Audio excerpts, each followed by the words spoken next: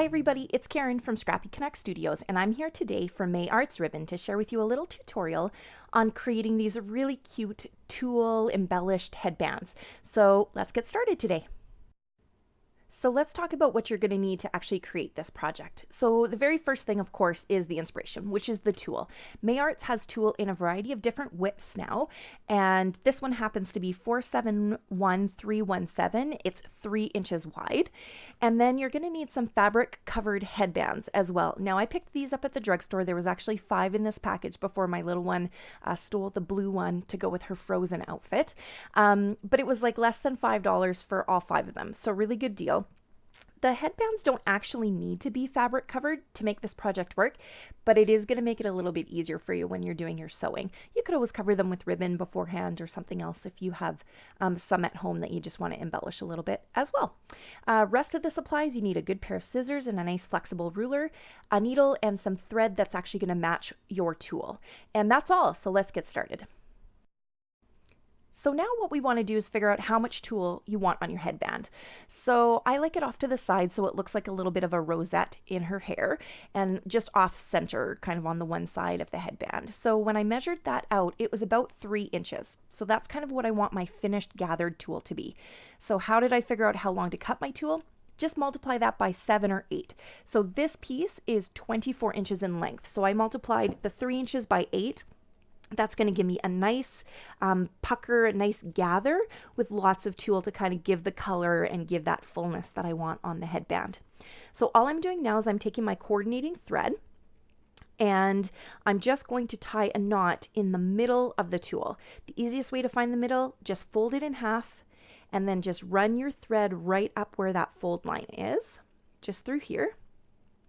And then we're going to tie it off. Remember that tulle is a really loose weave, so your thread is going to pull through really, really easily. So you want to tie it off here right at the beginning. Give yourself a nice tight knot. Don't worry, once you embellish it, you won't see the thread.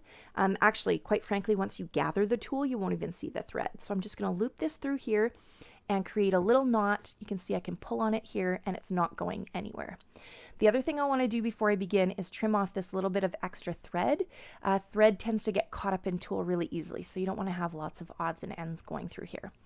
Now all I'm going to do is right at that midpoint, so halfway through, about at the 1.5 inch mark, right where I created my knot, I'm just going to go up and down through the tulle with my needle. Just like this. Now you might be saying, okay, well, Karen, how long are your stitches? The truth of the matter is I'm not too precise about that. These ones happen to be about, I don't know, 1/4 inch to 1/2 inch. Just make sure you're staying even as you go along. But honestly, the easier way to do it is go about every 5 or 6 holes in your tulle. So, kind of eyeball 5 or 6 holes. And just go up and down. I'm going to continue that all the way up and we'll show you what it looks like when it's done. Okay, so I've gone ahead and I've continued my stitching all the way up the tulle, so you can kind of see the thread in behind the tulle here when I run my hand along it. So now what we're going to do is we're going to create our gather. So we're going to go to the far end, the piece that is hanging off from our thread, and hold the tulle in between your thumb and your index finger right here, and then just pull on the thread. So I'm just holding really gently, and that's allowing the thread to slip through, but not the tulle. And that's what's creating a little bit of the gather behind where I'm going. Just be careful that your thread doesn't get tangled up. It can catch in the edges of the tulle. Put your ruler down, and then determine how much puckering you need to do, how much gathering you need to do to create the 3 inches or so that you wanted for your headband. So that's pretty good. I just have a little bit of an edge here. So I'll just push that back with my thumb, and that gives me about the length of thread that I need, gathering that I need. So what we need to do now is kind of finish off this so that the gathers don't slip out. So hold your thread and then just push this back again to your 3 inch mark. And again, it doesn't need to be exact. You want your gathers to be even. You don't kind of want a piece of tulle at the end sticking out. So I've just kind of pushed this back in. That looks about right. And I'm just going to take my thread and my needle, and I'm just going to create a knot here on the end. By creating a knot, I've now kind of restricted the length of my thread, and now the gather won't come undone anymore. So we'll just loop it through and then just kind of pull it tight. Just make sure you don't pull it through the tulle. just like that. And you can see everything's locked in place now. And now I can adjust my gathers so that they're even and kind of looking nice. Perfect. And now it's ready to go. Now you can see I did not snip off this thread because I'm actually going to use that thread to attach this tulle onto my headband. So I'm just going to place it here, and then all I'm going to do with my needle and thread is just sew back up onto the fabric of the headband and through the tulle, just like this. So because we've already pre-gathered this, we don't have to worry about it coming off. We just want to make sure that it's in the middle. Now I'm going to give you a little trick here. In order for your thread not to get caught up in your tulle, pull it around and behind the headband and out of the way. It actually makes it easier for you to hold it in place, but more importantly, it keeps your thread from getting snagged onto the edges of the tulle and pulling your puckers in like this. It's not a good story. So if you just kind of pull it with your thumb and index finger up behind, it'll stay in place just like this. So I'm just doing a back stitch here. So just kind of coming up again through the fabric and the tulle. This is also why you want to make sure that you like your gather before you put it onto the headband, because you can't really, if you're going to do a back stitch, you can't really change or manipulate the way that it's gathered afterwards because it's kind of locked in place. So again, I'm just going to take the next section now and just pull it back behind on itself, and we'll just keep going. And I'll just continue this all the way up the headband, and then I'll show you how to finish off the far edge, the kind of top edge, when we get there.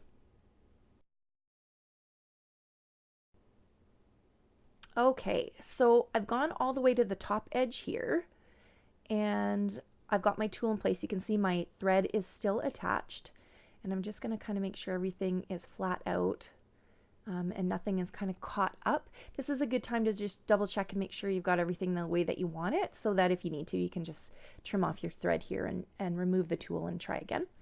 And again, now that I'm at the top end, all I'm going to do is take my thread and my needle, and I'm just going to create a little knot or a little tie here at the top. This is one of the reasons why you want to use coordinating thread. You'll notice that what ends up happening is all of these little knots and all of your stitching just disappears right into the tulle. It just looks like it's part of it, and you don't even notice it as you're kind of working here. So we'll just kind of go in here, and then we'll just kind of trim off this thread like that, as close as I can, so we don't get any bits hanging off. There. And now it's perfectly attached. Now, to be honest, I actually love the headband like this. I think it's adorable and it looks really cute, but I'm going to show you some ways to embellish it as well. Okay, so here's some ideas for you. Coming up kind of the middle of the tulle, it's a great place to add a little bit of an embellishment. And so, you know, I have a huge stash of Mayards ribbon, so there's lots of different things that you could do with this. One of my favorites is to use some of the cutouts. So these are the star cutouts, and they're 1 inch wide, so they're a good width because remember the tulle was 3 inches. And you could just take 3 of them and put them on here like this. And I think that would be super cute for a headband. But let's talk about some other options as well. So this is the adhesive rickrack. And what's fantastic about this one is that because it has an adhesive backing, you can actually just pull this off and use the adhesion to hold it down like this. Look at that. Isn't that cute? On the back. Now, you can't leave it like that. You do end up having to sew it down. But because it's sticky, it makes it really easy to sew it down. Then this one's a pretty one. This one's one of the new ones, and it's the adhesive rosettes. And it looks like it has a brown backing, but that's just actually kind of the part that comes off to keep it from sticking to everything. So this one's really pretty as well, and you could ink up those rosettes if you wanted to. I love this new product. It's really beautiful. So there's that one. That one was A4875801. This one's a pretty one. This one's a satin cutout. This is the Ivory Daisy. Would give you a similar look to having the stars on the headband as well. And this one, isn't this pretty? So this one's a lace that has a little bit of beadwork going on in the middle. Like, look at that. Isn't that pretty? That one's really dainty. I like the look of that one as well. That one's 3843409. And then what else could we do? Oh, this is another new one. This is one of my favorites as well. So this is 5243801, and it's kind of this beaded string. And this one I love because it's really subtle, and it has kind of this variance in the size of the beads. So you can kind of extend it actually even beyond the tulle a little bit on the ends. So if it kind of comes up here and down to the bottom, that would look really pretty and really finished off as well. So those are some ideas. I'm going to go ahead and finish these ones off. Oh, look, you could even loop it maybe and have a little bit of an embellishment sticking up from the headband. Oh, that's cute too. So I'm going to go finish this one off, and then I'll show you what I decided to come up with for this headband. And I might make another one while I'm at it too. Okay, so I couldn't resist. I actually did go and make another one as well, but let's talk about the pink one first. So I did finish it up with the multi-sized bead string and extended it up on the top a bit and down on the bottom using kind of the biggest size bead as the middle point. And then I did a purple one and wanted to see what it looked like with a bit of a different colored tulle. So I used white tulle on this one, and then I used those white adhesive rosettes in the middle as well. So two kind of different looks, but basically using the same technique, just a little bit of a different product in the middle. So I hope you're inspired to try something a little girly with your tulle and make yourself or a little princess in your life something cute and puffy and pretty for their hair.